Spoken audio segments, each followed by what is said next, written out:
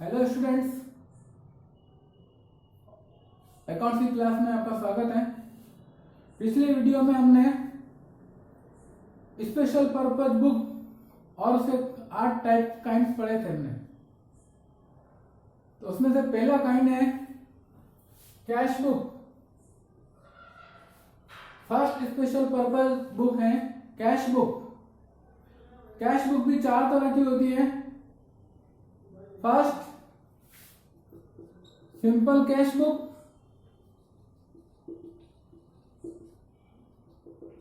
Second 2 column cash book,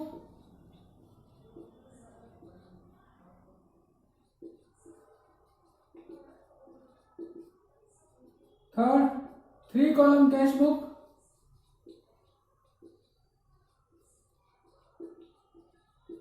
and fourth पेटी cash book. These are types of cash book.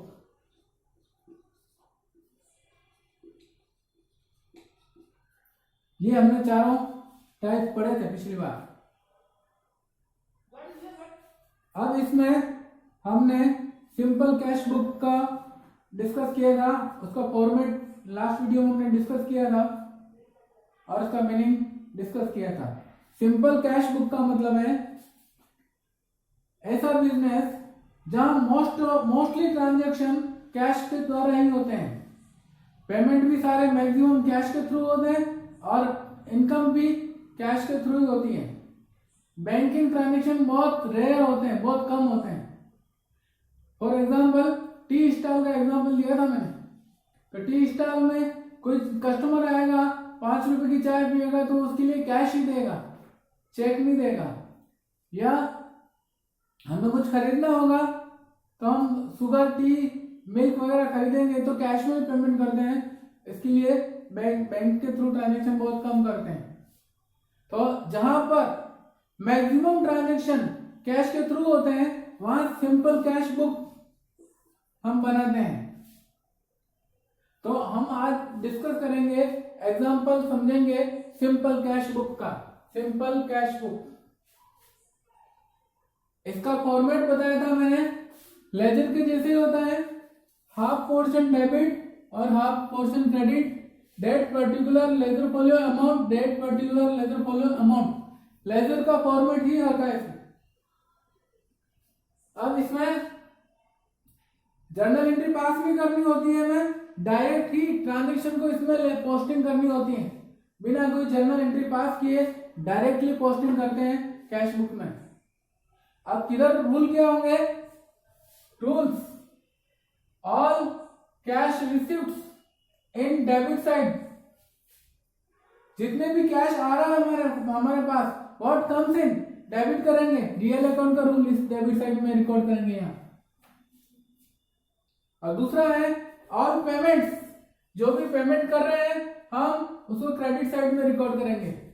तो जो पैसा आ रहा हो सारा इधर रिकॉर्ड करते जाना 1 by 1, और जो पेमेंट कर रहे हैं 1 by 1 उधर रिकॉर्ड करते जाना है। तो हम इसको एग्जांपल के थ्रू समझेंगे। ये एग्जांपल है, record the following transaction in simple cash book.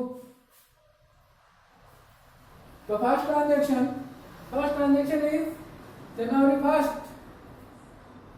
commenced business with cash। यानी हमारे पास कैश आया, ओनर ने हमारे को बिजनेस स्टार्ट करने के लिए हमारे को कैश दिया 20,000। ये पैसा आ रहा है, हमारा कैपिटल आ रही है हमारे पास।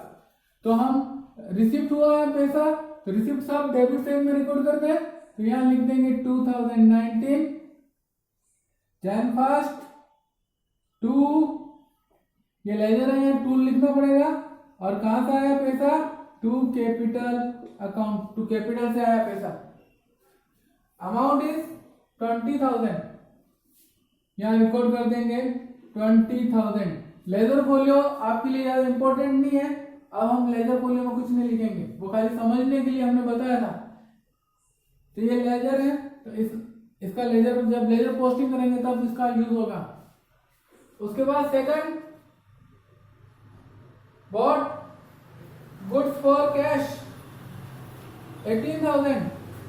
हमने गुड्स खरीदा और कैश पेमेंट किया 18,000 रुपए, तो इस पेमेंट को हमें क्रेडिट साइड में लिखना है जनवरी 2019, डेट जैन 4th, और इधर लिखते हैं बाय गुड्स खरीदा तो लिखेंगे परचेजेज अकाउंट, अमाउंट 18,000। तो पैसा आया वो सारा इधर लिखना है, पेमेंट हो रहा है सारा इस तरफ लिखना है। Next transaction is January 7, sold goods और cash.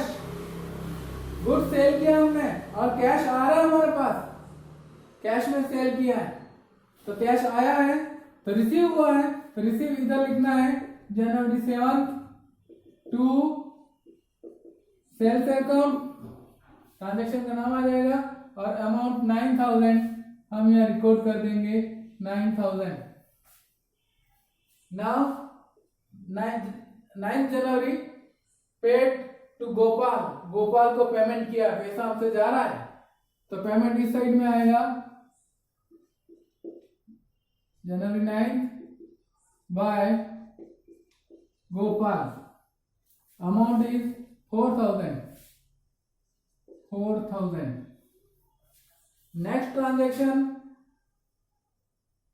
January 13 received from Amit, हमें पैसा मिला है अमित से, कितना 8,000, तो पैसा रिसीव हो रहा है, ये रिसीव साइड है, ये पेमेंट साइड है। Jan 13 to Amit, amount is 3,000, sorry 8,000, amount is 8,000. Next January 15 bought furniture 3,000, furniture खरीदा तो कैश गया है, पेमेंट किया हमने Jan 15 bye furniture account. Goods खरीदते हैं तो परचेज लिखते हैं और असेट खरीदे तो उस असेट का नाम लिखेंगे 3,000, अमाउंट के कॉलम में रिकॉर्ड कर देंगे। Next transaction is January 17 paid interest 500, payment credit side में रिकॉर्ड करेंगे 17 bye interest account 500। Next transaction is January 19 received commission 400, हमने कमीशन रिसीव किया 400 हमारे पास आए हैं, रिसीव हुए हैं। Jan 19 to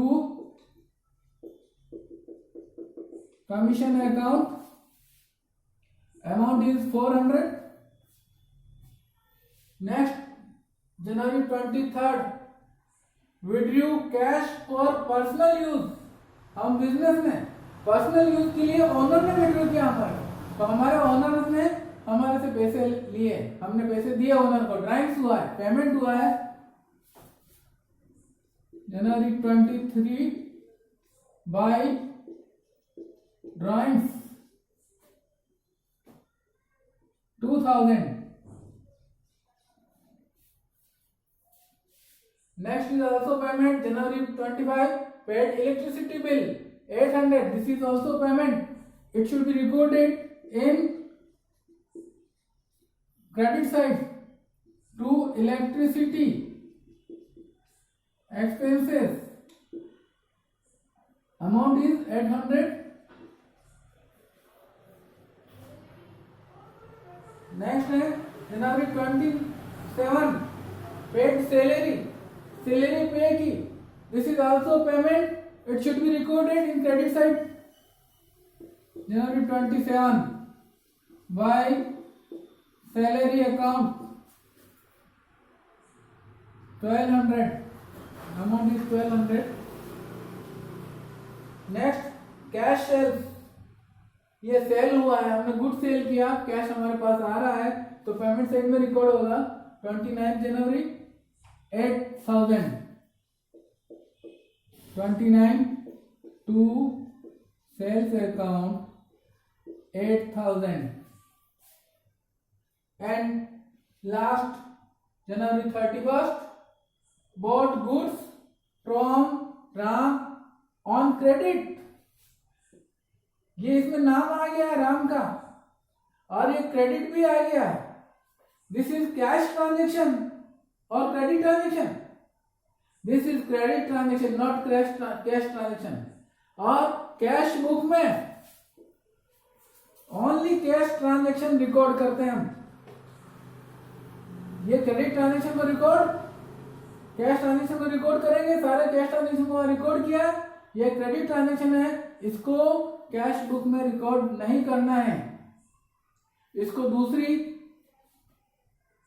bought goods from, हमने पिछले वीडियो में डिस्कस किया था कि इसको गुड्स उधार पे खरीदा तो परचेज बुक में रिकॉर्ड करेंगे। यहाँ कैश बुक में इसको रिकॉर्ड नहीं करना है। कैश बुक में सिर्फ कैश ट्रांजेक्शन ही रिकॉर्ड होंगे। तो हमने ये ट्रांजेक्शन यहाँ पर स्किप कर देंगे, छोड़ देंगे इसको। सारे कैश ट्रांजेक्शन है, ये सब कैश इनकम में रिकॉर्ड कर दिया और ये क्रेडिट ट्रांजेक्शन इसको हमने रिकॉर्ड नहीं किया। तो ये कैश बुक में ट्रांजेक्शन को हमने रिकॉर्ड कर दिया अर्थात पोस्ट कर दिया है। हमें इसको जर्नल एंट्री करने की जरूरत नहीं है और रूल भी बहुत सिंपल है, इसमें रिकॉर्ड करना सिंपल है, ज्यादा याद नहीं रखना है।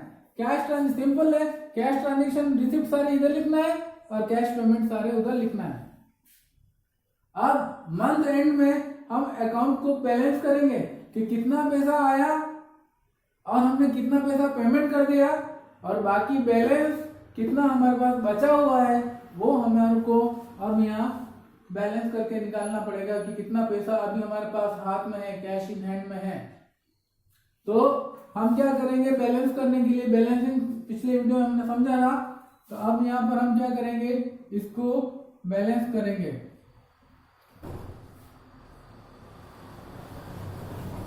ये इधर की टोटल करेंगे,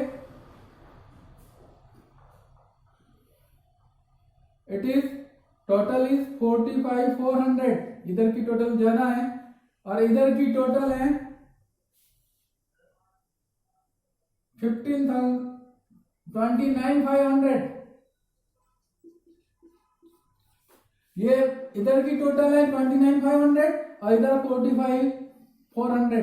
तो जो बड़ी टोटल है इसको इसमें लिखेंगे इस तरह 45,400 और इसके बाद इसमें से ये सारी इसकी टोटल ले माइनस करेंगे तो बैलेंस आ जाएगा।